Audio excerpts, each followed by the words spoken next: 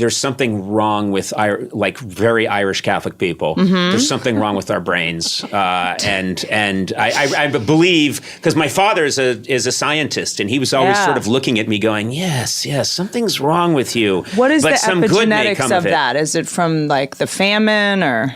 I think I really do believe Ireland is a rock, and everybody lived in a small town, and they all married each other. Yeah, and so I believe that you're like the King Charles Terrier of. Yes, I'm the King Charles.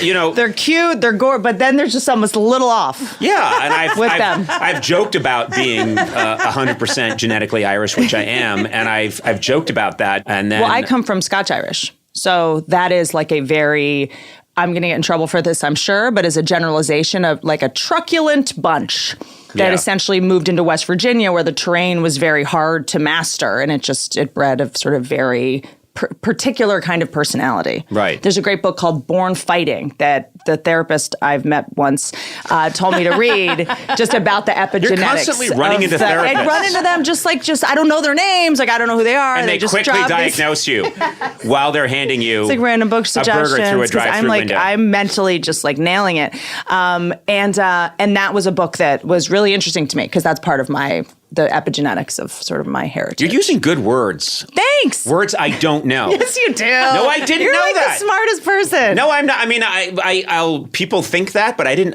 I'm being very honest with you. I don't know the word epigenetics. Epigenetics is basically just sort of like the how the trauma of our ancestors imprinted on our genes. So essentially, like they did these studies with mice where they electrocuted them every time they smelled a cherry blossom, and their offspring, when their offspring smelled a cherry blossom, they got scared and ran away. It's the same reason babies are afraid of a picture of a spider, even though they don't know what a spider is. It's just like certain fears are wired into us based on what happened to our ancestors.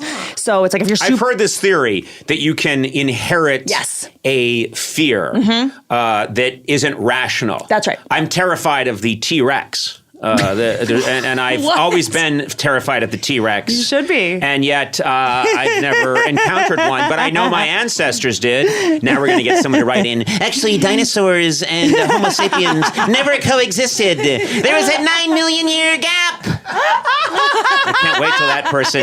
You have such smart fans. I bet it's a nightmare. No. Error, Conan, error. I've caught you this time.